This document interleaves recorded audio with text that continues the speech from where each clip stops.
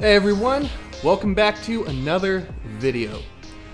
So the previous episode, we finished up the Mark II project, and at this point in time, it is essentially ready to leave for wiring, minus a few little ancillary odds and ends that I'll knock out off camera. So in the not too distant future, we'll be saying goodbye to this thing for a little while, and hello to the new old SC300 project, I should say. But until we get to that point, I have an update and some new parts for the Mark IV. So if you guys are not familiar with this project and this car, this is my 1994 Mark IV Toyota Supra. And this car is kind of what set the stage for the channel, although I should have started filming much sooner than I did. This is kind of the centerpiece of the channel, and it was the initial big project that I was working on here. So a brief rundown on this car. This is a cast block, stock crank, billet mains, aluminum rod, 3-liter 2JZ. It is a Head Games 2JZ GE head. It is my Inconel header, Inconel downpipe currently, Inconel wastegate recirculation tubes. We have a kind of hodgepodge ProMod 94 turbo right there. The car runs on 1R ethanol. Currently it has a Pro EFI ECU and electronics package on it, twin rows of ID injectors, a really nice reed case Turbo 400 built by Turner Racing Transmissions out of Dayton, Ohio, a drive shaft shop 9-inch, nitrous outlet, direct port nitrous system, so on and so forth. It is a street strip car. It's certainly not anything but a race car, but it still has working lights, power windows. At this point in time, it is all steel, all glass, and truly all steel, all glass, aside from the hatch. And this is it's my, or one of my favorite projects that I've ever worked on.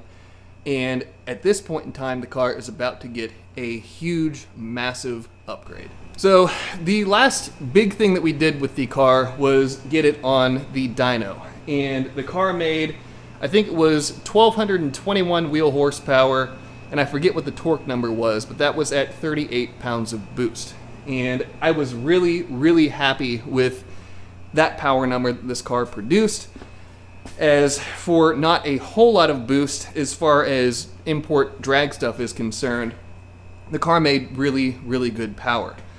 But the electronics package is a little bit dated, and it leaves a little bit to be desired. Pro EFI doesn't have the ability to internally log, so I bought a RacePack drag logger dash. But in playing around with the RacePack software and it being not really all that intuitive, the more that I sat and thought about it, the more that I realized that it doesn't really make any sense to begin dialing this car in on the track just to swap the electronics package out in the not too distant future. So I sat and thought about it and asked a few of my friends, a few friends that I really value their opinions, and we came to the consensus that it makes sense to swap out the electronics now as opposed to start dialing the car in just with the intent to change things out in, like I said, the very near future. Now when it comes to new electronics packages, ECUs, sensors, PDMs, etc., at this point in time, there is a litany of different options out there. There's the Motec option, there is the AEM option, the M-Tron option, the Link option, ECU Masters, or ECU Master, whichever one it may be. Point being, there are a ton of different options out there, and each of them have their benefits, their detriments, so on and so forth. And I was looking for kind of the best bang for my buck and kind of the best usability and most welcoming interface, and the actual ability for me to get into the software and play with things if I need to. And that, coupled with the fact that this SC300 just recently got put on a Haltech Elite 2500, and I was very, very impressed with how user-friendly and intuitive it was to get this thing up and running. Well, I think you can see where I'm going with this.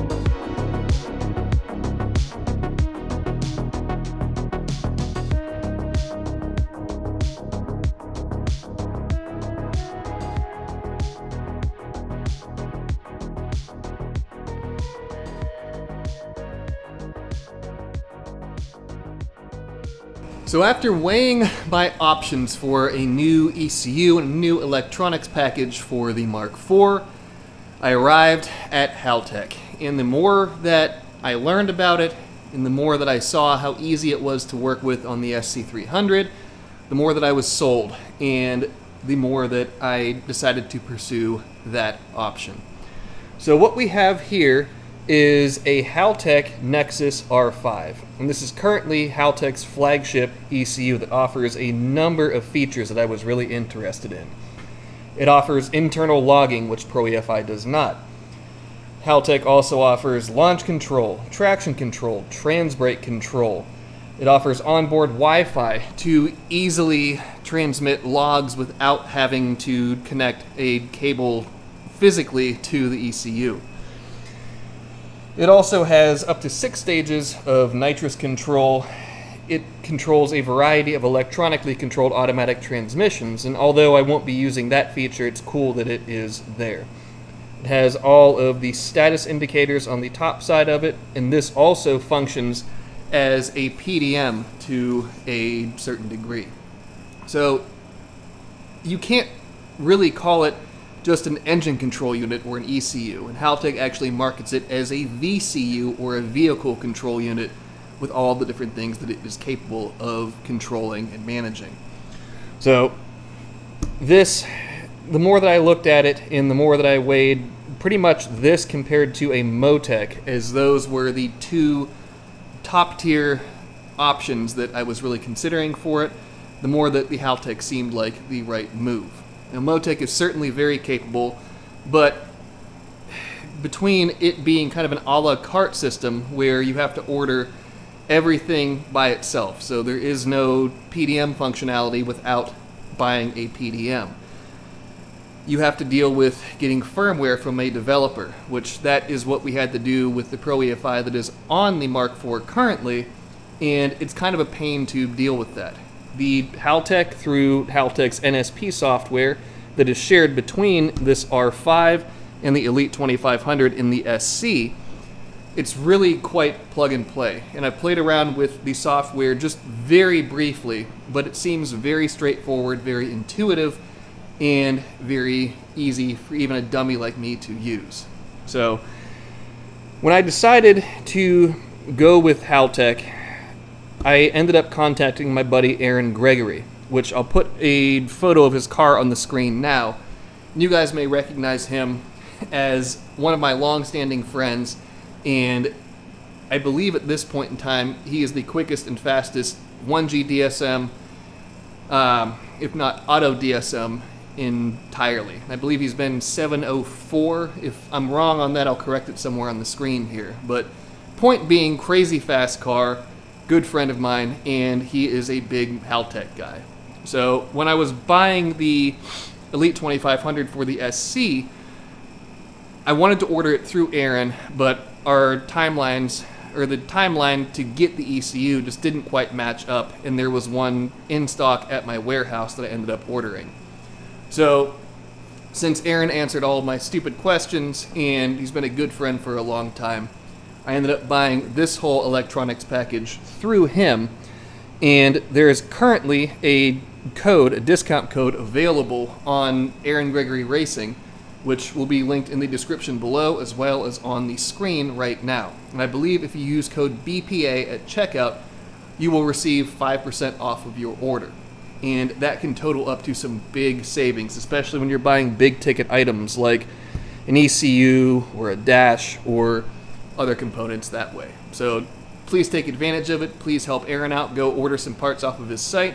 Get yourself set up with a nice Haltech setup, and you will thank yourself in the long run. So there's obviously a few other components on the table here other than the R5. So let's talk about some of them now. And I guess we'll talk about the second most exciting, which is this right here, my new IC7 dash. Now, the Supra currently has a Racepack IQ3 drag logger dash in it. And it's a very good dash, but it's a bit archaic, and I wanted something that would more seamlessly integrate with the new R5 that is going into the car. So the easiest way to do that is to order the dash from the same manufacturer as the ECU, as their components are meant to work with their components, and everything is easy to work with that way. So again, I've played around with the dash designer software a little bit, and again, very straightforward, very easy to use. This dash has a bunch of different features that, between the data that you can transmit onto the dash itself, different shift points, shift lights, different warnings, so on and so forth. You can set it up kind of as in-depth or data intensive as you would like, or set it up as straightforward as you would like as well. The world is yours for the taking in that regard, and I'm very excited to put this dash in the Mark IV. Going along with the dash itself, I also got this plastic bezel for it. So the dash sits right inside of this, kind of like so. And this piece, I may end up using it, I may not, but I bought it to kind of trim it down and replace the billet bezel that the Racepack that is in the car currently is housed in. Is this, got a little friend here, go away. But as this will make it much easier, since again this piece of plastic is designed to go with this Haltech dash. It kind of cuts out the middleman, and with some simple trimming and some simple molding and fiberglass work, that will sit right in the dash. Right in the fiberglass dash in the car will house the digital dash, and provided that I get everything straight and square and everything else, it'll look really good as well. And finally, we move on to the last bit, or the last bit that I'll go over in depth right here, and that is this 15-button CAN keypad. What the purpose of this keypad is using kind of the CAN communication method. You can have each of these buttons serve at least one single different function, if not multiples. You can see on each of the buttons there are 3 little indicator LEDs underneath of them, which I'm assuming means that each of these buttons can serve 3 functions, leaving you with 45 total different functions that the keypad can control. You can see they send out these sticker sheets. It's all different kinds of things that you can have this keypad do.